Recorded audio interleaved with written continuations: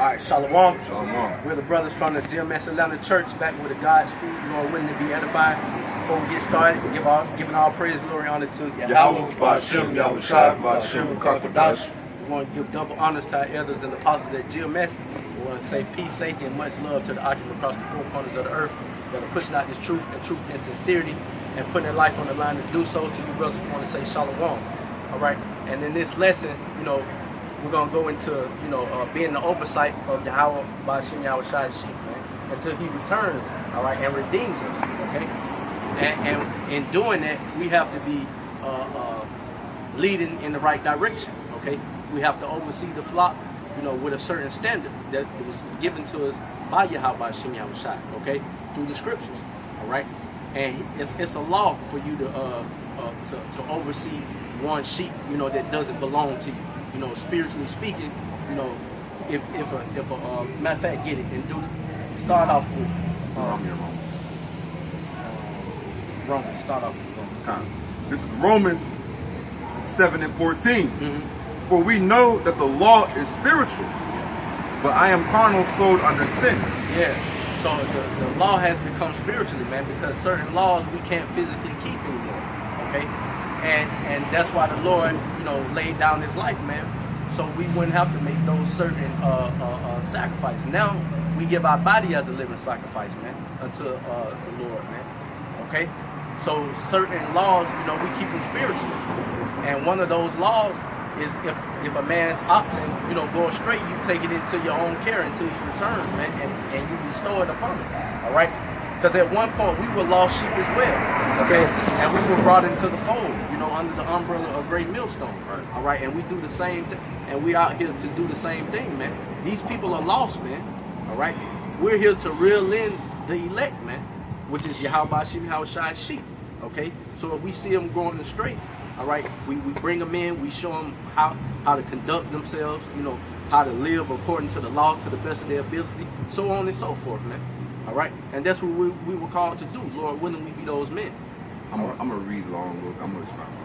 This is Romans. I'm just gonna read a few verses. This is Romans 7, starting in verse 15. For that which I do, I allow not. For what I would that I do I not. But what I hate, that do I.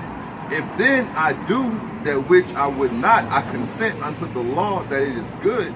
Now then it is no more I that do it, but sin that dwelleth in me. All right, so that's the Apostle Paul's tongue-twisted way of saying that he pretty much hates being in the flesh, man. Okay, because he has a certain desire to be fully upright, and and Apostle Paul was what? Pharisee of the Pharisees. So he knew the law in and out, up, down, in, out, right, left. He knew the law to a T. All right. But he came to a point in the understanding that he couldn't be perfect through it. He couldn't be perfected through the law. I'm just saying, I was speaking this to add on to what the brother is saying, that that's why it's important for us to understand what we're called to do and to actually push the gospel and good news, which does include living to the law to the best of your ability to the next man, okay? Because we can't be perfected in anything but the sacrifice of Yahawashi, okay? And we're pushing that to the men of our nation, all right, because that's pursuant to the law, in which, like the brother said, the law is also spiritual, man. Okay. Let me read one more verse. This is Romans 7:18. For I know that in me, that is in my flesh, dwelleth no good thing.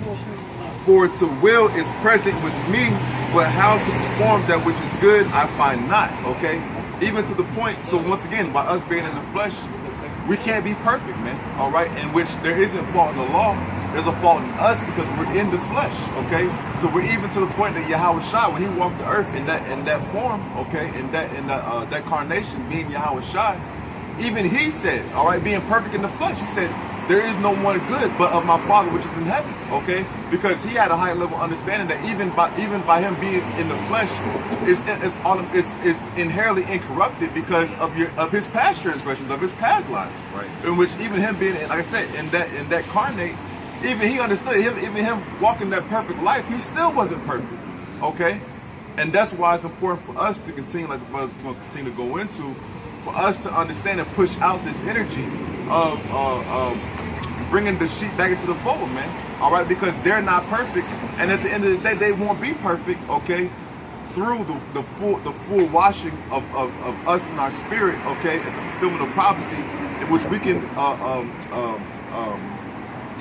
completely fulfill the bidding those to the marriage. Okay, and embrace them back into this body. Okay.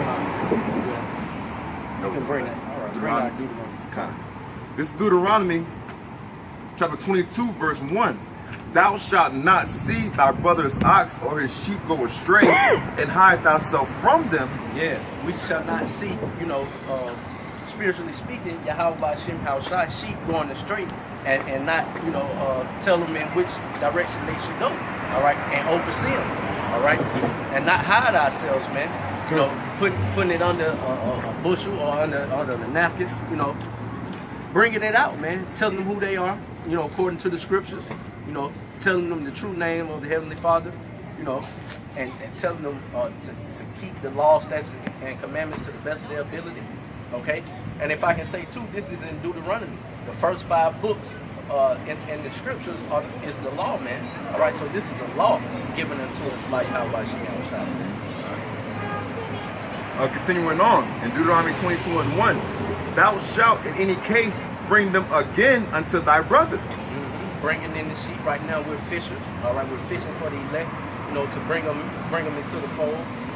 Into righteousness. In a world that's total darkness and wickedness. All right, bringing them out of that, man, into this marvelous light.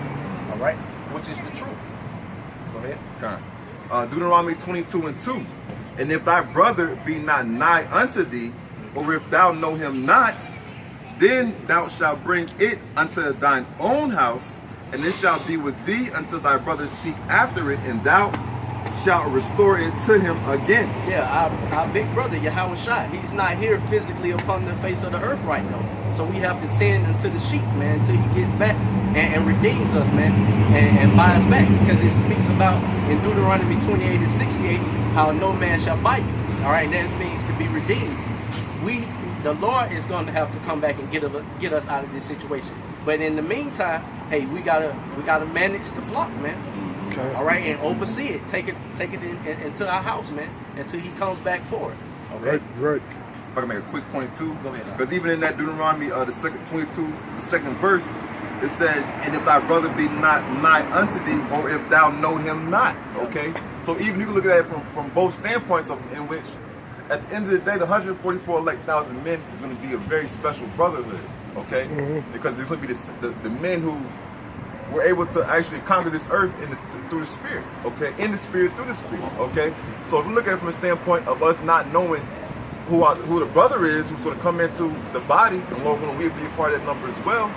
We have to do our duty to show him who our big brother is, show him who Yahawashi is. Okay, because before we came into this knowledge, okay, beginning with the apostles and elders of Great Millstone, we didn't know that the Messiah was Yahawashi. Okay, even if you had an image or a concept of who the Lord and Messiah of the Bible was, you had the image and depiction of the Cesare Borgia.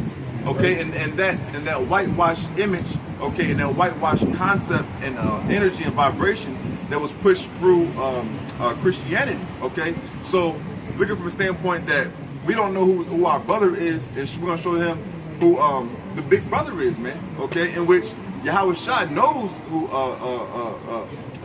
was given to him.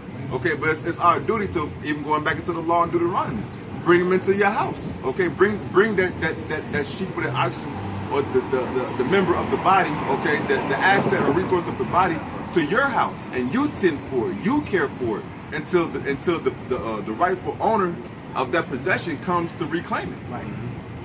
And that's another reason to deal with, Yahawashi delicately, man. Because we don't know who the next brother is. We don't know, how precious he is to the Lord. All right. So within overseeing the sheep, hey, treat it with respect, man. Don't be out here talking crazy, to Yahawashi sheep, because it's not yours. All right. Every brother belongs unto Yahawashi, man. That big brother, until he comes back to restore it, man. All right. That was it on that? Okay, go ahead. All right, this is 1 Peter chapter 5, verses 2 and 3. Yeah, and this scripture here in 1 Peter chapter 5 ties in perfectly in what it says in the law in Deuteronomy chapter 22. Go ahead.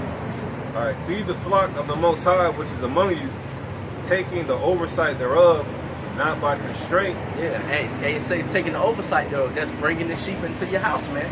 Tending to it, feeding it, nourishing it, you know, so that way, you know, it can be a healthy sheep or oxen when whoever, you know, whoever owns it comes back. In this case, Yahawashi owns the sheep in which we take into our house, okay, and oversee it, man. All right, go ahead. You look at that word constraint. It's anakastos, which means by force or constraint. Yeah, go ahead.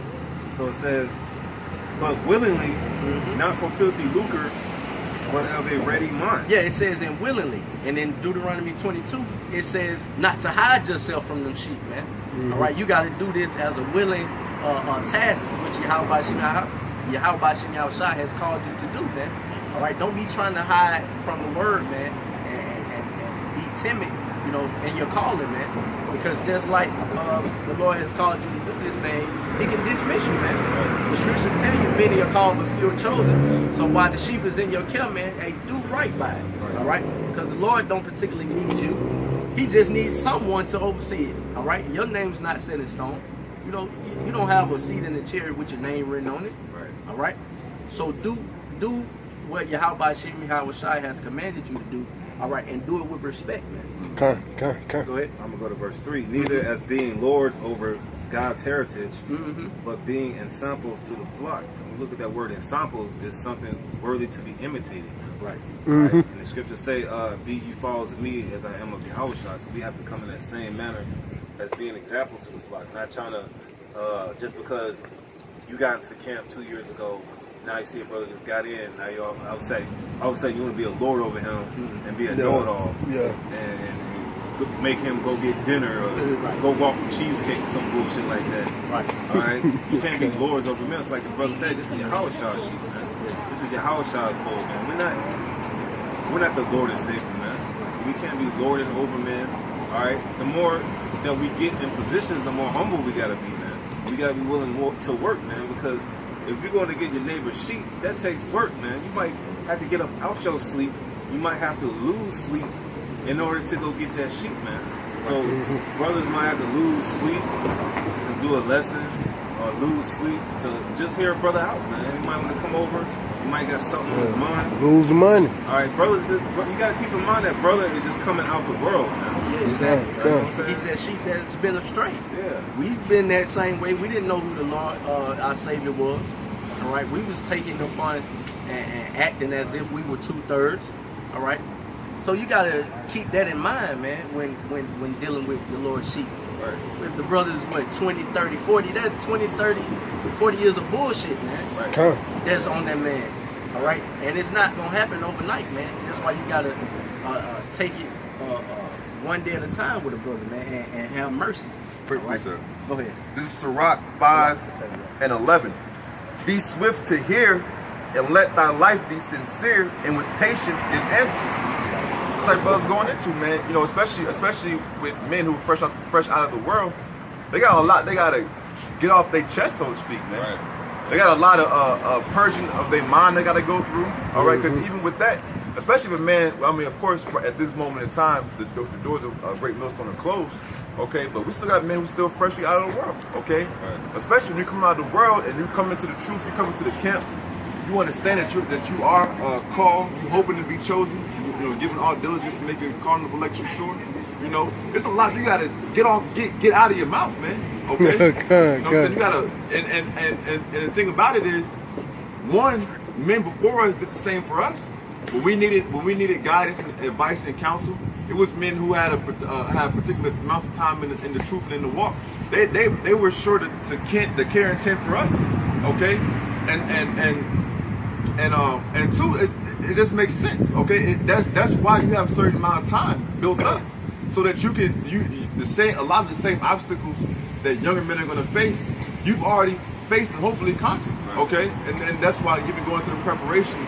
It says be sincere. Okay, meaning you do it from actual place in which you actually want to help the brother, man. You want to help the brother, maybe deal with his family. You know what I'm saying? Deal with certain sicknesses or ailments.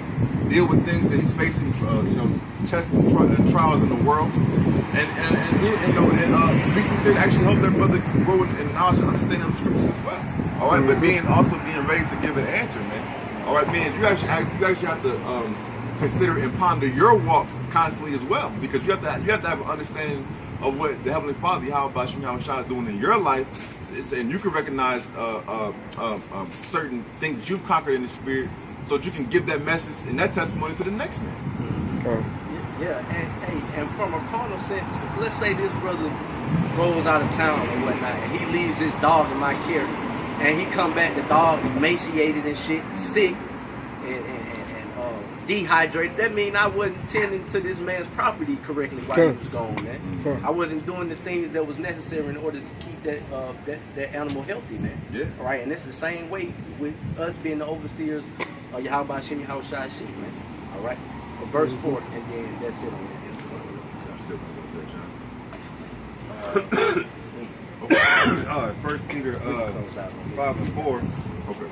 And when the chief shepherd shall appear, when the chief shepherd shall appear, which is Yahawashi, you shall receive a crown of glory that fadeth not away. Yeah, you should receive those crowns, man, when he comes back for his elect, man. If you've been doing right, all right. And that's pretty much the point, man. Tending to Yahawashi sheep, like he commanded us to do in the law, man. All right. You mind if I get this passage right here? Oh, go ahead. All right. Yeah, I want to just reiterate what we were saying. This is 1 Thessalonians chapter 2. I'm gonna start at verse 2 and go to verse 7. But even after that, we had suffered before and were shamefully entreated. As you know, at Philippi, we were bold in our power to speak unto you the gospel of the Most High with much contention.